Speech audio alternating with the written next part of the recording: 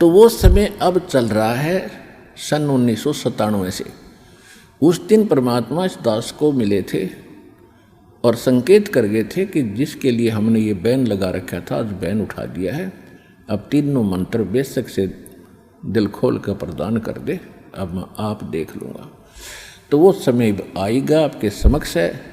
इन मंत्रों का ना कबीर पंथियों को ज्ञान, ना गरीबदास पंथियों को ज्ञान, और ना ही मूल मंत्रों का जो हमारे वेदों और गीता क्या बताती है उस पर सच साधना का, ना हमारे हिंदू धर्म के गुरुओं को ज्ञान। तो इस दास पर दया हुई है कि सभी मानवों को एक ही साधना करनी पड़ेगी मोक्ष प्राप्ति के लिए।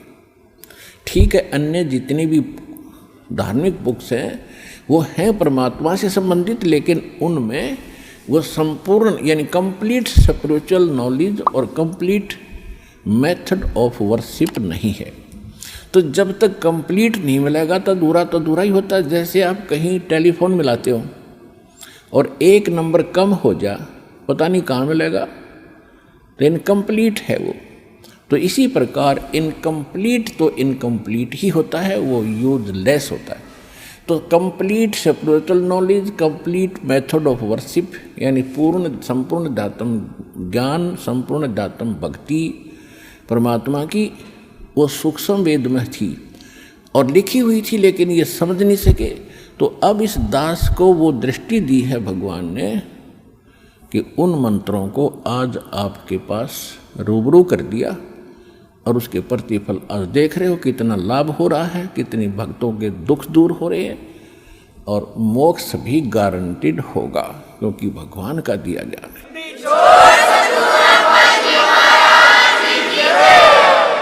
तो पुण्यात्माओं, परमात्मा हमें समझाया करते थे 600 वर्ष पहले जो भगवान स्वयं आए थे, और वही ज्ञान आज दास आपके समक्ष कर रहा है, रूबरू कर रहा है और अपने ही धर्म ग्रंथों से आपको दिखा रहा है। और आप मान रहे हो कि सचमुच जिन ग्रंथों को आज तक हम श्रोधार्य मानते रहे, इनमें जो लिखा सत्य है और हम उसके विपरीत सुन और कर रहे थे, तो आंखों देखकर बुद्धिमान को मानना पड़ेगा। आंखों देखकर कौन नहीं मानेंगे? जिनका कोई स्वार्थ निहित है, कौन जो किसी गुरु पद पर प्राप्त हैं या कोई महंत बने हैं या कोई उन बुकों को, उनके अनुभव की पुस्तक जो गलत ज्ञान से युक्त हैं उनको बेच कर रोजी रोटी चला रहे हैं। और विशेषकर इन्हीं लोगों का होल्ड भक्तों के ऊपर रहा है। भोले भाले श्रद्धालु तो अपने गुरु और उनसे संबंधित मुख्य व्यक्तियों की सारी बातों को सत्य मानते रहे, और जिस कारण से वो जो कुछ कह देते थे तो किसी की फिर सुनते ही नहीं श्रद्धालु। और यही बिजली गिरी रही कि परमात्मा 600 वर्ष पहले आए थे और वो समझाया करते थे कि ना तो हिंदू ठीक से साधना करे और ना मुसलमान ठीक से साधना करे। और जिस बात का विरोध इन नकली मुल्ला काजी और पंडित गुरुओं ने परमेश्वर का कराया था, इतना विरोध कर दिया था कि उसके नाम से भी नफरत पैदा कर दी थी। कबीर झूठ बोलता है, हिंदू कहते थे ये हमारे हिंदू धर्म के विरुद्ध बोलता है, हमारे देवी देवताओं का ये अपमान करता है, इसकी बात भी ना सुनना तुम्हें पाप लगेगा। उधर से मुल्ला और काजी पीर कहते थे कि ये मुसलमान धर्म का अपमान करता है और ये अपने आप को श्रेष्ठ मानता है, अपने आप को अल्लाह बताता है। तो इसकी बात पर कोई भी विश्वास मत करना। और साथ भी उनके साथ यातनाएं भी बहुत दी गई थी भगवान को, लेकिन वो तो परमात्मा है, उनको यातनाओं का कोई फर्क नहीं पड़ता। क्योंकि जैसे बच्चे होते हैं छोटे छोटे और कोई गलती करते हैं, पिता उनको मना कर देता है। कई बच्चे ऐसे शरारती होते हैं कि पिता उनसे कोई वस्तु छीन लेता है कि तुझे हानि कर देगी, तो पिता को ही थप्पड़ मारने लग जाते हैं। तो पिता उसका बुरा नहीं मानता, बल्कि उसको उठाकर सीने से और लगा लेता है, कंधे पर बैठा लेता है। तो इसी प्रकार ये काजी और मुल्ला, हिंदू और ब्राह्मण, पंडित, ये सभी उसी के बच्चे थे और हम उसके पीछे लगा दिए। तो हम जितनी भी यातना उनको दे रहे थे वो समर्थ थे, उनको दर्द नहीं हो रहा था क्योंकि वो हम उसके बच्चे हैं। उनको महसूस भी नहीं हो रहा था, वो हानि भी नहीं पहुंचा सके हमारे को किसी को, क्योंकि अपने बच्चे को कौन मार सकता है? महानीच व्यक्ति, चाहे कितना नालायक हो। तो उसने, परमात्मा ने किसी को भी हानि नहीं पहुंचाई, हालांकि इतने कहर तो ले दाता पे, क्योंकि उसको पता था कि हम उसके बच्चे हैं और हम बरमिठे, हम सोच रहे थे ये कोई ऐसे गैर व्यक्ति है, और वो हमारा आज भी है, पहले भी था और आगे भी रहेगा। उसको पहचानना पड़ेगा। वो परमात्मा क्या कहा करते थे? नहीं है दारमदारा वहाँ तो नहीं है दारमदारा। उस परमात्मा के जहाँ तुम्हारा न्याय होगा, तुम्हारे कर्मों का अकाउंट होगा, वहाँ पर तुम्हारी इन दंत कथाओं की नहीं चलेगी, वहाँ तो परमात्मा का विधान चलेगा। नहीं है दारमदारा वहाँ तो नहीं है दारमदारा, नहीं है दारमदारा वहाँ तो नहीं है दारमदारा।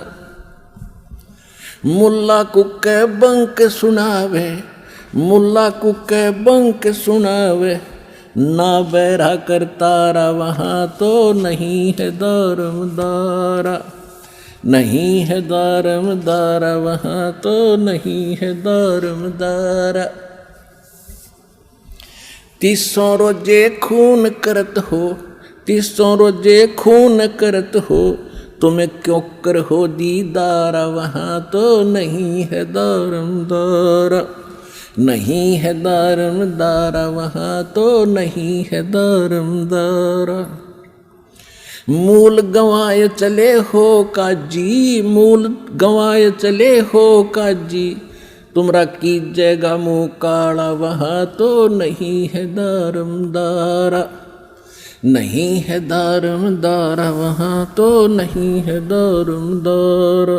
भवजल डूब गए हो भाई, भवजल बूढ़ गए हो भाई, यो भर लिया घोर अंगारा वहाँ तो नहीं है दारमदारा, नहीं है दारमदारा वहाँ तो नहीं है दारमदारा। और पंडितों को कहा करते थे, वेद पढ़े पर भेद न जाने, वेद पढ़े पर भेद न जाने, ये बातें पुराने 18 वहाँ तो नहीं है दारमदारा, नहीं है दारमदारा वहाँ तो नहीं है दारमदारा। जड़ को अंदरा पत्ते खवावे, पत्थर की पूजा करेंगे, भूल गए सृजनहारा वहाँ तो नहीं है दारमदारा, नहीं है दारमदारा वहाँ तो नहीं है दारमदारा। उजड़ खेड़े बहुत बसाए, उजड़ खेड़े बहुत बसाए, फिर जोटा बकरा मारा वहाँ तो नहीं है दारमदारा, नहीं है दारमदारा वहाँ तो नहीं है दारमदारा। जाको तो तुम मुक्ति कहत हो, जाको तो तुम मुक्ति कहत हो, वो है कच्चे वारा वहाँ तो नहीं है दारमदारा। कच्चे बारा का अर्थ होता था, पहले चौपड़ खेला करते थे और उसमें कच्चे बारा का कोई नंबर नहीं होता था, व्यर्थ बोल देते कच्चे बारा, यानी उससे कोई लाभ उस गेम में, खेल में नहीं होता था। तो यहाँ परमात्मा उसी आधार से बता रहे हैं कि जाकू तो तुम मुक्ति कहत हो, जिसको तुम मुक्ति मान रे, वो है कच्चे बारा वहाँ तो नहीं है दारमदारा, नहीं है दारमदारा वहाँ तो नहीं है दारमदारा। मांस मछलियाँ खाते हैं पांडे, मांस मछलियाँ खाते पांडे, तुमरा किस विदर है अचारा वहाँ तो नहीं है दारमदारा, नहीं है दारमदारा वहाँ तो नहीं है दारमदारा।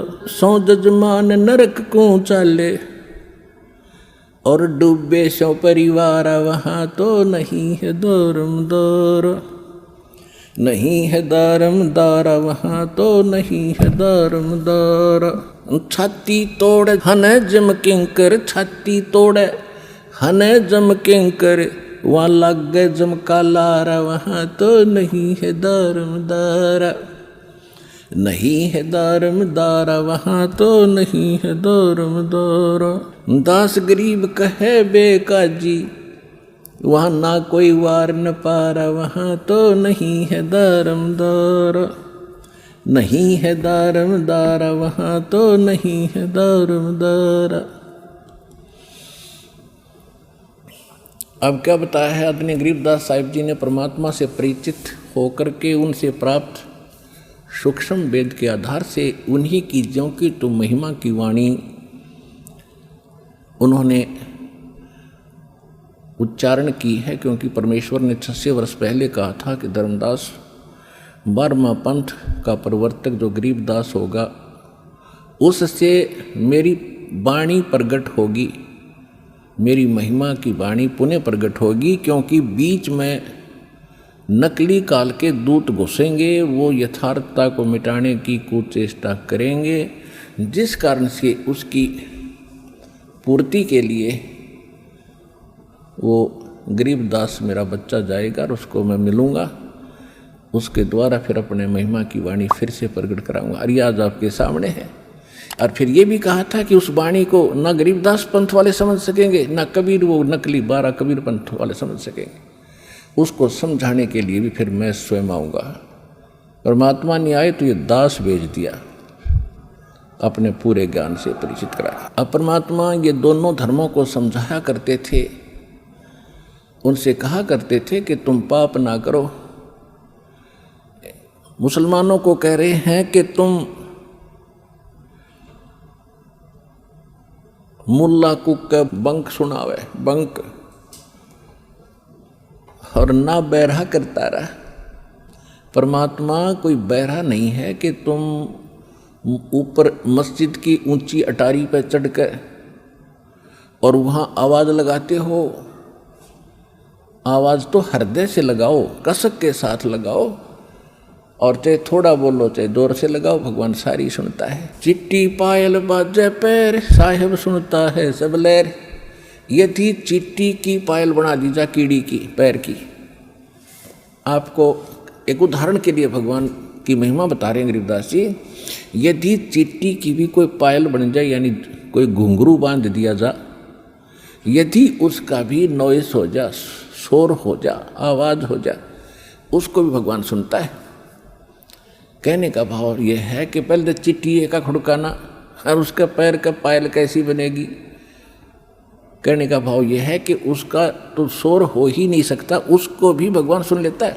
यानी ऐसी सूक्ष्म आपकी भावनाओं को भी मालिक सुन लेता है जो मन में सोच भी करते हो। फिर क्या कहते हैं, जैसे क्या करते थे मुसलमान भाइयों में जो प्रचलित अज्ञान परंपरा है पाप बढ़ाने की, उसमें क्या है कि एक कुर्बानी देते हैं, वो अपना संकल्प करते हैं कोई मनोकामना पूर्णा के लिए कि मैं बकरे कुर्बान करूंगा, इतने बकरे कुर्बान करूंगा, या इतनी कोई गाय करूंगा। तो कैसे करते हैं, उसकी गर्दन पकड़ के धीरे धीरे काटते, हलाल करते हैं। वो कहते हैं हम तो कोई पाप नहीं करते। मुसलमान काजी भाई कहते हैं कि हम बकरे को जब हलाल करते हैं हम पाप नहीं करते, हम तो प्यार से गर्दन काटते हैं और कलमा पढ़ते रहते हैं, यानी मंत्र, कलमा माने मंत्र, और जिसके कारण उस बकरे की आत्मा तो स्वर्ग चली जाती है, उसको ये बेनिफिट होता है, और हम तो बाद में वो प्रसाद बन जाता है कलमा पढ़ने से, और प्रसाद खाते और उधर से पुकार करते हैं कि हे परमात्मा, हे अल्लाह, इस बकरे की रूह को, इस बकरे की आत्मा को भिस्त में यानी स्वर्ग में, जन्नत में स्थान देना। कबीर साहब कहा करते कि भगवान तुम्हारे बाप का नौकर है, तुम्हारी आज्ञा का पालन करेगा। हाँ, तुम कह दिया वही हो जाएगा।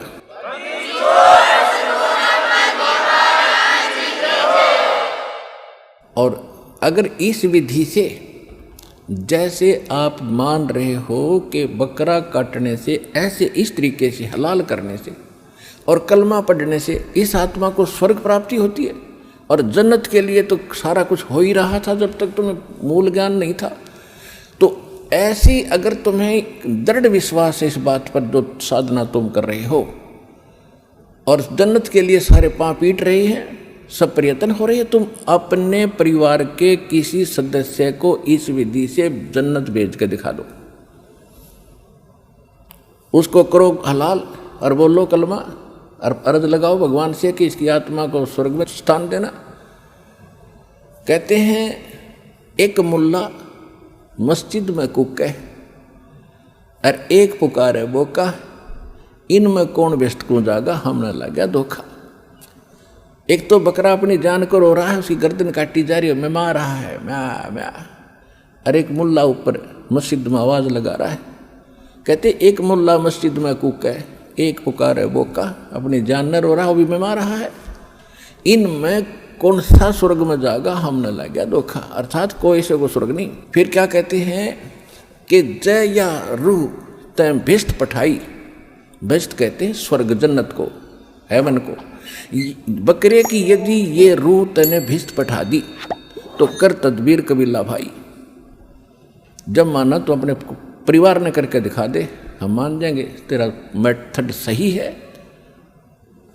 तो इन बातों का परमात्मा का कहने का उद्देश्य क्या था कि 300 रोजे खून कर तो और कैसे हो दीदार है। अरे पाप करनी है ना, भगवान मिलेगा, फिर भक्ति की आवश्यकता क्या है। चाहे वो हिंदू करो, चाहे मुसलमान, सिख करो, चाहे ईसाई, 100 कोस है भगवान उससे। कहते हैं जो नर गोसत खात है प्रत्येक राक्षस जान, और इसमें संशय है नहीं, चाहे हिंदू खाओ चाहे मुसलमान। तो इन बातों का उन मुल्ला और काजियों ने चाहिए तथा भला मनाना भगवान का। अगदी आप सही कह रहे हो, लेकिन अपने मान बढ़ाई के कारण आप भी जीवन नाश किया और अपने अनुयायियों को भ्रमित करके परमात्मा का दुश्मन बना दिया। इसी प्रकार हिंदुओं को कह रहे थे भगवान कि वेद पढ़ो पर भेद ना जानो, और बातें प्राण उठा रहा, और पत्थर की पूजा कर रहे हो तो भूल गए सृजनहारा। फिर कहते मांस मछलियां खाते पांडे, ऊपर से तुम इतने शुद्ध रहते हो, किसी का हाथ भी नहीं लगने देते, पानी भी किसी का नहीं पीते, दूसरी जाति वालों का कपड़ा भी नहीं छूते, और मांस मछलियां खाते पांडे, तुम कैसे विद रहे आचारा। तुम्हारे जो आचार विचार हैं, जो तुम शुद्धता रख रहे हो, ये खा करी जब मांस खा लिया तुमने, मछली खा ली। एक बार ये दास कुछ भक्तों को, 5-7 भक्तों के साथ वो स्थान देखने गया था जहाँ पर हमने पढ़ा था, और कि परमेश्वर कबीर जी ने जगन्नाथ के मंदिर को समुद्र में बहने से बचाया था। यानी समुद्र, जगन्नाथ जी का मंदिर बन जाता था और समुद्र में तूफान आता था, उसको ढा देता था। ऐसे 4-5 बार 6 बार हुआ था। आखिर में वो राजा भी दोहना थक गया था और उसने हिम्मत हार ली थी कि मैं बनाता हूँ, भगवान का आदेश है और समुद्र बनने नहीं देता। तो तब परमात्मा सपने में श्री कृष्ण जी ने बताया था उस राजा इंद्रदमन को, उड़ीसा के राजा को, और परमात्मा पहले दिन गए थे उसके पास, राजा के पास, कि मैं आपका मंदिर बनवा दूंगा और इस समुद्र को रोक दूंगा। एक वृद्ध से रूप में गए थे, लेकिन जब इंद्रदमन पर का विश्वास नहीं हो रहा था, तो सपने में श्री कृष्ण दिखे और कहा कि जो महात्मा आए थे ना तेरे पास, ये परम शक्ति युक्त है, मैंने ध्यान लगा कर देख लिया और उनसे अर्जी लगा। तो ऐसा किया गया था कि परमात्मा ने कहा था कि जिधर से समुद्र उठकर आता है वहाँ मेरा एक चौरा बना दो, चबूतरा, एक पत्थर तराश के ऊपर से और एक बना दिया गया। वहाँ परमात्मा बैठ के उतार हो गया मंदिर और परमात्मा वहाँ बैठ गए थे उस स्थान पर। और समुद्र ने तो आना ही था, ऊपर उठ गया 40 फुट ऊपर, और परमेश्वर ने ऐसे वहाँ कर दिया बैठे बैठे। वो ऐसा रुक गया था समुद्र जैसे पहाड़ खड़ा हो, वहाँ का वहाँ जाम हो गया था। तो जल का देवता, समुद्र का देवता आया, उसने कहा जी मुझे जाने दो आगे।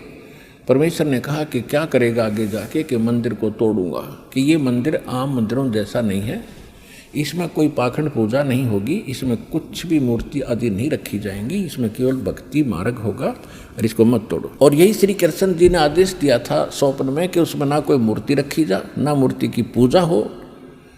तो ये तो बाद में मूर्तियाँ किसी के कहने से, एक नाथ आया था गोरखनाथ, वेश बदल कर उसने मजबूर कर दिया इंद्रदमन को, जब वो 3 मूर्ति बनवा कर रखी थी। ये कई बार सुनाएंगे कभी कथा, क्योंकि आज विषय दूसरा है। और उन मूर्तियों के भी हाथ दोनों नहीं बन पाए थे, कारीगर पच लिए थे। वो भी परमात्मा ने फिर जाकर रजा करी थी, इतनी भी बनवाई उनकी, क्योंकि राजा बहुत डर गया था। तो मूर्तियों की पूजा नहीं होती वहाँ पर, अलग से प्रसाद प्रसूद बना के बाँट बूट देते हैं। पहले उसमें एक ब्राह्मण रहता था, कथा सुना करता था, को दर्शनार्थ आते थे। फिर वो समुद्र चला गया था, उसको और काफ़ी लंबी कहानी है, फिर बताएंगे। तो वो स्थान आज भी कबीर पंथियों के द्वारा सुरक्षित है कि जगन्नाथ के मंदिर को परमात्मा ने बचाया था। इस कंडीशन से बचाया था कि इसमें कोई छुआछात नहीं करेगा और कोई मूर्ति पूजा नहीं होगी। अपनी सामर्थ्य दिखाने के लिए। और एक पिछला भी प्रोमिस था इस काल के साथ भगवान का। ये लंबी कहानियाँ हैं, आने वाले समय में पूरी कथा सुनाया करेंगे, क्योंकि अभी तक तो दास उस दलदल से उभरा है कि आपको रह रह कर प्रमाण दिखाता था, देखो Kabir is God, Kabir is God, ये लिखा है इस शास्त्र में लिखा। अब दास आपको एक ऐसी कथा सुनाया करेगा, आपकी आंखों से आंसू बहा करेंगे इतना। क्योंकि अभी तक तो मैं सुनाता ये कथा थर आपका जचड़िए नहीं थी कि कबीर जी ने ऐसा कर दिया, नहीं नहीं नहीं नहीं नहीं, मन टिकने नहीं देता। तो पहले मन के मैल को साफ किया है, ये प्रमाण दे दे गए, और फिर इतने दुख दूर कर दिए। भगवान जो क्या करता है, ये कबीर इज गॉड, इधर से देख लो चाहे उधर से, God is God, Kabir is God.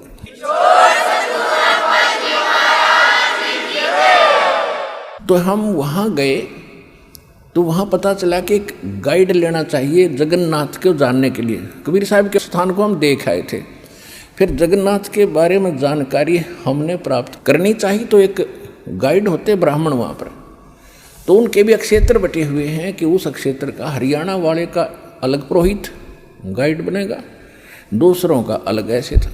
तो वो तो संबंधित था, पहले जिसको हमने गाइड किया था वो इस अक्षेत्र का नहीं था। तो दूसरे को पता चला तो उसके साथ झगड़ रहा था कि तू कैसे इनको लिए फिर रहा है, तो मेरे क्षेत्र में आते हैं। पहले तो उनका झगड़ा हुआ जैसे पहाड़ी लड़ा करें। फिर उनसे मैंने पूछा, मैं कहा भाई एक बात बताओ, यहाँ क्या खाते हो तुम? तो वो पंडे बताते हैं कि मछली खाते। पंडित होकर तो मछली खाओ, कमाल के आदमी हो। तो वो कहते हैं कि और क्या खाएं? तो हमने पहले परमात्मा की वाणी पढ़ते थे, अविश्वास नहीं था कि इसमें जो लिखा झूठ होगी, लेकिन अब पक्का विश्वास हो गया। जो पांडे रूप में प्रसिद्ध थे वो लोग तो मांस और मछलियों का खाते रहे। तो कहते हैं तुम उधर से तो इतने स्वच्छ बने फिरते हो और मांस मछलियाँ खाते, पांडे मछली का मांस खाते हो, तुम्हारी शुद्धता और ये भक्ति कैसे बनेगी? ये गलत है और ये साधना तुम्हारी गलत है और ये आहार भी गलत है। परमात्मा ने बताया कि बासमती चावल पकाओ और गरत खांड टुक डार और गरीब दास करो बंदगी, ये कूड़े काम निवार के आहार बताता हूँ क्या खाओ। कहते बासमती चावल बनाओ और उसमें खांड और घी डाल के खा के देखो कितना आनंद आवे। और कहते हैं गरीब दास करो बंदगी और ये कूड़े काम निवार, बुरे काम छोड़ के और भक्ति करो और ये आहार करो। तुम गलत क्यों खाते हो? परमात्मा की इन बातों से उन्होंने शिक्षा ग्रहण नहीं करी, बल्कि दुश्मन बन गए कि तो हमारी रोजी रोटी का दुश्मन हो गया। तो जिस कारण से उन्होंने अपने धर्म के लोगों को, हिंदुओं ने अपने अनुयायियों को, गुरुओं ने, और मुसलमानों के गुरुओं ने मुसलमानों को परमात्मा का विरोधी कर दिया। और कहना तो उन्होंने होता है कि तो धर्म के ऊपर तो हमें लड़ाकर मारते ही रहेंगे आज तक। तो इस बात पर हम दृढ़ हो जाते थे कि हमारे धर्म के खिलाफ कौन बोल गया। उन्होंने परमात्मा के साथ सब जुल्म कर लिए। एक बार एक शेख तकी नाम के सिकंदर लोधी, दिल्ली का बादशाह, जो कि पूरे हिंदुस्तान का सम्राट था, और उसके अंतर्गत फिर पूरे भारतवर्ष के छोटे छोटे नरेश राजा आते थे। और उस समय अफगानिस्तान, पूर्वी और पश्चिमी पाकिस्तान, बलूचिस्तान, इराक, ईरान, गजनी, ये सारा का सारा क्षेत्र भारतवर्ष में आता था। तो उनका इस पूरे राष्ट्र का राजा जो थे, बादशाह थे, वो सिकंदर लोधी थे। और जब सिकंदर लोधी कभी काशी जाते थे, कि परमात्मा का लीला स्थल, लीला क्षेत्र काशी ज़्यादा रहा है, तो सिकंदर लोधी जब कभी काशी में जाते थे, काशी शहर में, बनारस में, तो उस समय उनके साथ एक शेख तकी नाम के उनके धार्मिक गुरु थे, जो पूरे हिंदुस्तान के मुसलमानों के मुखिया थे। और उसको साथ रखना सिकंदर लोधी राजा की मजबूरी थी, कि उसके हुक्म से सब कुछ हो रहा था। उस शेख तकी के नाम जो कह देता था मुसलमान, उसी के राजा से पहले उसके आदेश का पालन करते थे। इस कारण से वो उसको साथ रखता था, प्रसन्न रखता था, सारी सुविधाएं देता था। तो शेख तकी भी उनके साथ गया हुआ था बनारस में। उससे पहले परमात्मा के साथ बहुत कहर तोले, बड़े जुल्म किए। एक बार परमात्मा अपनी झोंपड़ी में, कबीर साहब जी जुलाहा कॉलोनी में अपनी झोंपड़ी में सोए हुए थे, रात्रि के समय विश्राम कर रहे थे। शेख तकी ने मस्टंडे गुंडे भेजे और तलवार के साथ उनकी टुकड़े टुकड़े करके आओ। 4-5 गुंडे लेकर खुद गया कि कहीं ये काट के ना हो, इतना ईर्षा करता। तो उन गुंडों ने तलवार मारी, ने परमात्मा के 6-7 टुकड़े कर दिए, आर पार तलवार निकल गई। और तलवार ऐसे लगे जैसे रुई में लगती है, हार्ड महसूस नहीं हो रहे थे। उनके हिसाब से तो कट चुके थे। जब वो चलने लगे, परमात्मा खड़े हो गए और कहा, शेख तकी बैठ जाओ, जलपान करके जाना। अब उन गुंडों ने तो देखा कि अभी हमने तो इसको काट दिया था, 6 टुकड़े कर दिया, जो खड़ा हो गया। वो डर गए कहीं वो भूत बात ना हो। उनका तो चढ़ गया बुखार 103। और शेख तकी नीच था, उसने माननीय नहीं थी भगवान की, चला गया। तो इतना कुछ देख कर भी वो महिमा का भूखा व्यक्ति परमात्मा से ईर्षा रखता था, उसने नहीं मानी, ना मानने दी। ऐसे और बहुत से कहर भगवान के ऊपर तोले थे। जहाँ भी सत्संग कर रहे होते थे, वहीं किसी बदमाश को भेज देते थे परमात्मा को, कोई डले मारता था, कोई लठ मारता था। लेकिन वो तो हमारे लिए हमारे बाप हैं, हमारे पिता हैं, माता हैं, सभी गुणों से व्यक्त हैं, हमारे बंधु और साथी भी वही हैं। तो वो तो हमारे लिए भटकते ही रहेंगे। हमारी आंखें कद खुलेंगी, उसकी मालिक को इंतज़ार है। तो वो आंखें खोलने के लिए अब ये सारा सिस्टम मालिक ने दिया है। ये यथार्थ ज्ञान दिया, ऐसा विज्ञान दे दिया कि आप अपने मोबाइल में बैठकर अक्सर अक्सर देख सकते हो और पहचान सकते हो, जान सकते हो, और उसका तुलना, कंपैरिजन अन्य ग्रंथों से कर सकते हो। इसलिए अब आपकी ये नींद टूटेगी। परमात्मा ने ये विज्ञान और ये ऐसे इंस्ट्रूमेंट भगवान ने दिए, ये मनुष्य नहीं बना सकता। ये सपने भी ना लेना कि मनुष्य ऐसे इंस्ट्रूमेंट और ये इंटरनेट वगैरह का जुगाड़ जोड़ लेगा।